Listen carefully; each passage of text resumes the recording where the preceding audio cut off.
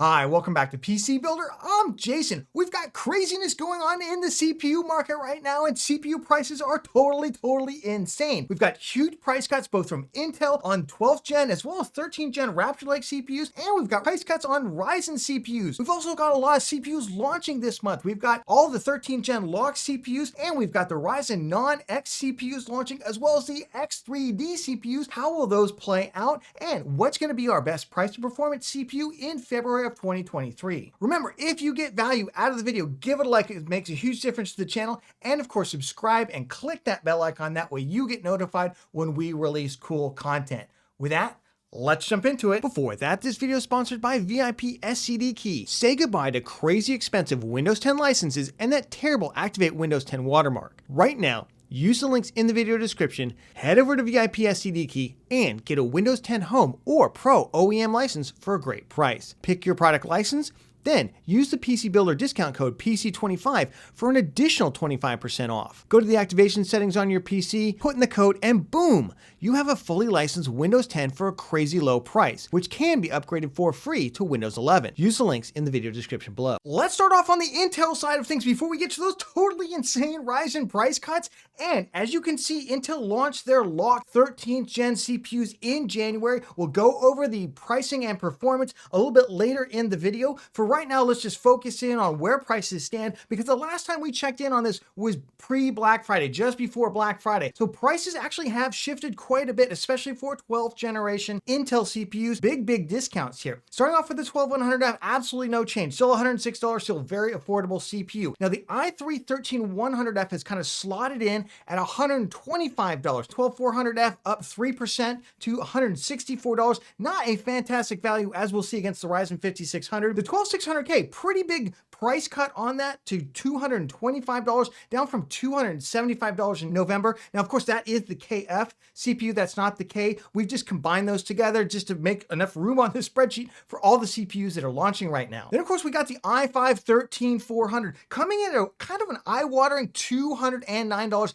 and that's for the 13400F. The 13400 without the F is even more, like $229. It's a little bit bonkers. Let me know down in the comments, do you want me to track the i5 13500, which has 4 more efficiency cores on it? I know a lot of people were super excited about that CPU. The initial testing that I've seen hasn't made me quite as excited about it, especially with the price cuts to the 12600K. Then we got the 13600, basically unchanged. It's selling for $308. That's essentially its launch price. Had a slight dip during November, during Black Friday, down to $300. But we do see big price cuts on, especially the 12700K, 12700F SKUs out there, down to $276. That's a whopping 16% price cut over where it was even just before Black Friday, which is pretty insane. 13700K comes in, about $30 cheaper than it was 2 months ago. The 12900K down to $416. Can it make a difference? Especially in this month, we'll have to wait and see when we go through the best price to performance, both gaming CPUs and production CPUs later in the video. And then we've got the 13900K, and that thing continues to fall, down $100. That's right, a whopping $100 since Black Friday pricing in November. Pretty insane price cut, 15%. Switching over to the Ryzen side of things, and before we get to the price cuts, let's quickly talk about restructuring the spreadsheet. You'll notice that I've combined the new non-X Ryzen 7000 CPUs with their X counterparts. They're basically the same level of performance, and they also come with a new included box cooler for the non-X CPUs, so they do make a lot of sense. And I've also combined some of the previous generation CPUs together that just make more sense. The Ryzen 5500 and 5600G. Nobody really should be buying integrated graphics CPUs now, so if you're buying that, you're buying it for a cheap CPU. Then we've got the 5600, 5600X, effectively the same gaming performance until you use a super high-end GPU, which you'd use a different CPU for anyway. Same with the 5700X and the 5800X, because we are going to be making room for the Ryzen 7800X 3D, 7900X 3D, and 7950X 3D, which are going to launch, and we will talk about those just a little bit later in the news section of the video, as well as talk about whether you should buy now or you should wait for those CPUs. So we see massive price cuts on the Ryzen 7000 CPUs since we checked in on November, and Not only with the introduction of the non-X CPUs, AMD had already cut the prices of the X CPUs. So for instance, in January, you can get a Ryzen 7600, performs essentially the same as the 7600X for $229 rather than $299. That's a 23% price cut. That is totally insane. Same with the 7700, 7900, we saw 18% and 22% price decreases. You can get a Ryzen 7900 right now for $429. Definitely makes it stand out quite a bit more from the 7950X, which itself got a huge price cut, down to $589. That's 16%. Jumping into the Ryzen 5000 CPU pricing, you can see basically the 5500 essentially unchanged, $97 now, $99 in November. Pretty good price for it. We'll see how it competes against the i3-12100F and 13100F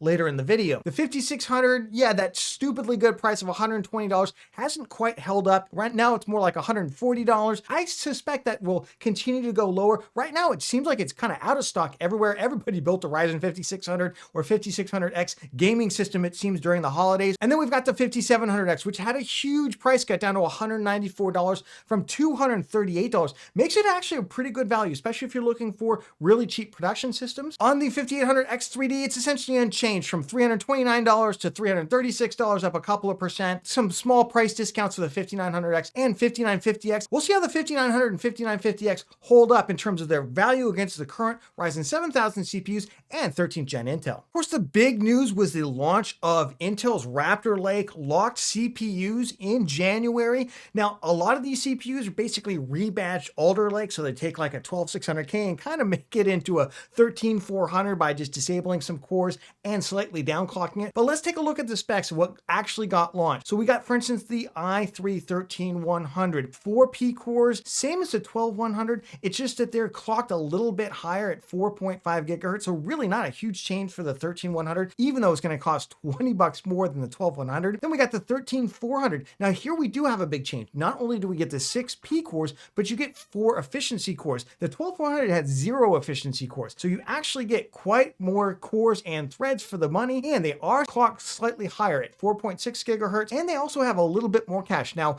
that cache may or may not actually help gaming performance because remember, you have more cores to kind of divide up that cache. And then we got the 13500, which is very, very similar to the 12600K in terms of the pricing for it. It's got 6 P cores and 8 E cores. Now, 12600K only had 6 P cores and 4 E cores.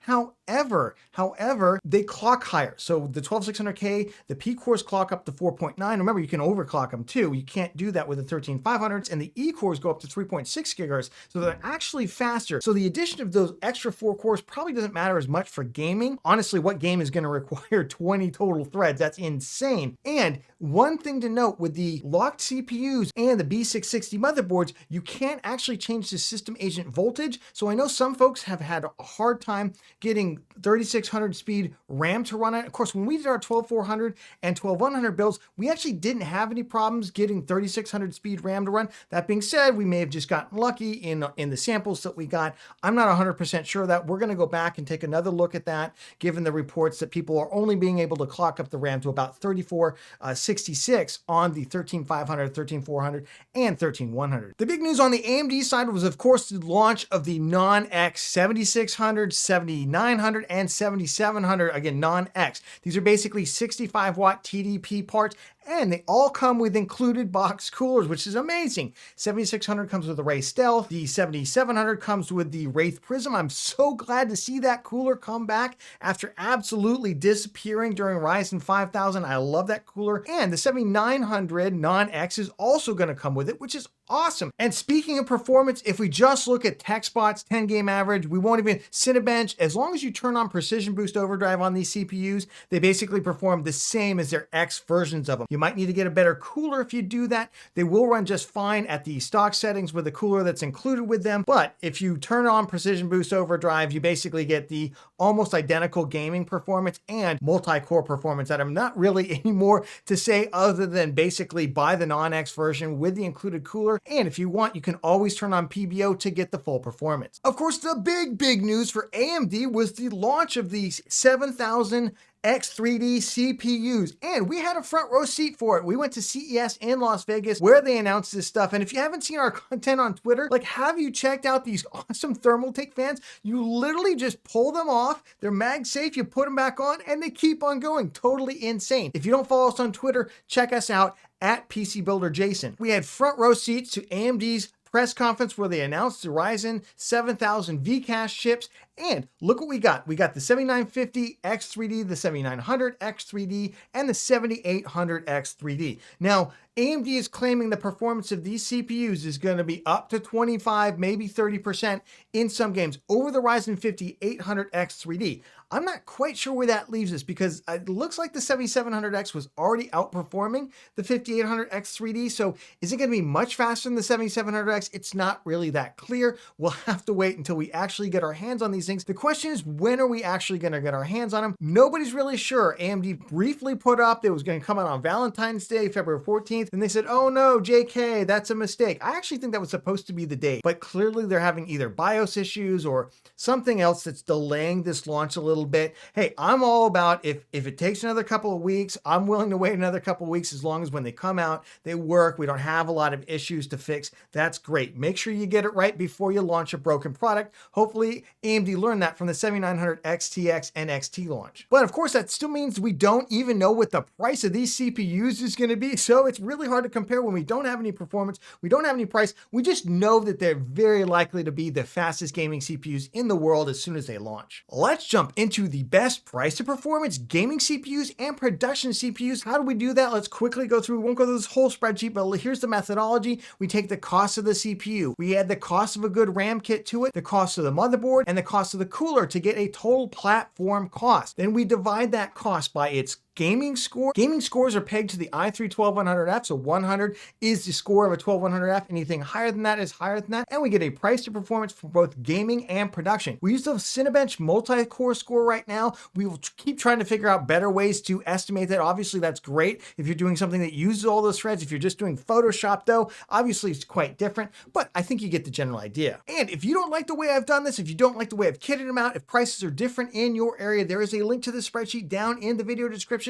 Jump in. I have our data sources in here. I've got instructions on how to make a copy of it and how to manipulate the spreadsheet. Go to town on it and come up with your own conclusions. Quick note on the locked Intel CPUs that just launched. We don't yet have enough performance data to put them into the spreadsheet just yet. I know more reviews are coming. We will definitely get them in for next month. There are a couple of things that are really affecting the cost of the platform right now. Motherboard pricing generally is up except for B650, which is down. I just think that not as many of them sold during the holidays, and now there's big price cuts there. We're also seeing DDR5 pricing down across the board, which is great. And I have revised what kind of speed, memory, and cache latency we need for Ryzen. I've actually revised it down based on testing by others. Doesn't look like super fast memory really helps Ryzen that much. And you can get something like 5600 CL36 kits for pretty cheap right now. DDR5 for Intel remains unchanged, except the price has come down quite a bit. And cooler costs are also down across the board, which is generally good for building a system right now. So the best budget gaming CPU in effectively February 2023, this is where the total platform price is less than $400.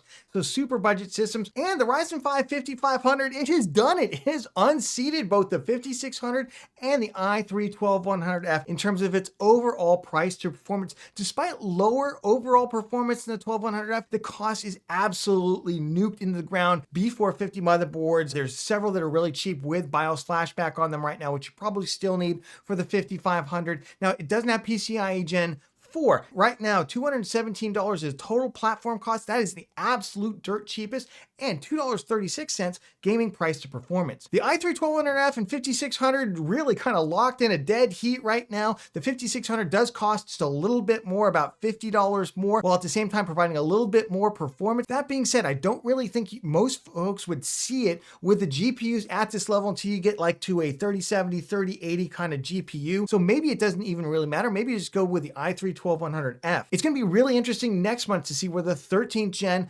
13100 and 13400 and maybe even the 13500 slot in here if they can get below that price point. Over to mid-range production. So this is where the multi-core score is 160 or greater, but the price is less than $700 for the total platform. Remember, not the GPU, not the power supply, just the platform. And look at that. Intel's got the top two spots with the i7 12700F. Now notice I have combined several of the CPUs with roughly the same performance out there just so I have enough slots for all the new CPUs coming in that we're gonna add next month. And I'm just taking the price of the cheapest one. So the 12700F is right now $276. And with the total package, that thing comes out to $636. Pretty economical, especially with a price of performance of $2.30. That being said, the i5-13600K, I think it's really hard to argue. It's very, very close. Actually, slightly more performance than the 12700F. Only a little bit more money. It's only about $30 more. And $2.31 price of performance, really, really good value. But if you're looking to spend not a lot of money, the cheapest possible, and still get a real kind of heavy hitter, that Ryzen 5700X right now with a total platform cost of only $467, that's pretty insane. Do remember, for our mid-range and performance production, we're using 32 gigabytes of total system memory, so that does add to the cost. Jumping over to the best mid-range gaming CPU, so this is where the gaming score is 120 or greater, and the total price of the platform is now allowed to be $650 or less. And look at this, totally insane values. The Ryzen lineup has changed itself. Look at that 5800X 3D. It comes in fourth. It used to be number one in this category. What happened? Number one, the B650 motherboards have gotten cheaper. DDR5 memory prices has gotten a lot cheaper in the last 2 months. And the 7600 itself has gotten cheaper. And it comes with a stock cooler now. Now you can throw in 20 or 30 bucks in there if you want to add in another cooler. That's absolutely fine. Probably raise the price of performance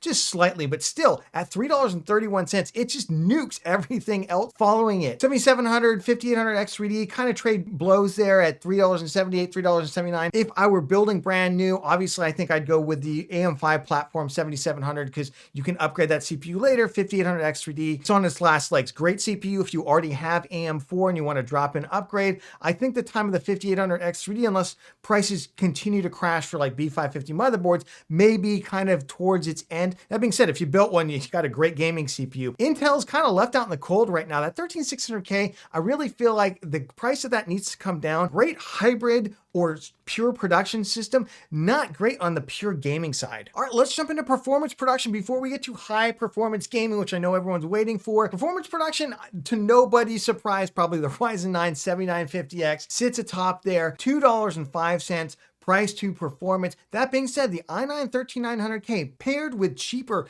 DDR4 memory, still very, very competitive. Although if you look at the total cost of the platform, they're only about 20 bucks apart. Price to performance, very, very close. You can really just pick either one of these systems. Now that being said, the 7900, 7900X has increased massively in terms of its price to performance. It was way down this stack, has shot way up. It comes with an included Ray Stealth cooler, which is great now, and it's gotten a lot cheaper. And the B650 motherboards have also gotten significantly cheaper. The rest of these, I just don't think DDR5 makes a lot of sense for 13th gen Intel. I've kept saying that. I don't know if it will ever make a lot of sense until it gets maybe another $100 cheaper. Again, especially when you're getting 32 gigabytes of it, it just makes it really, really rough. The best high performance gaming CPU, that means the gaming score is greater than 135 and there's no cost cap. Note that I'm not showing absolutely every CPU here. I'm just showing you like the best 7 or 8 for each of these categories. Otherwise, this spreadsheet would get totally unmanageable. But look at that. The 7600,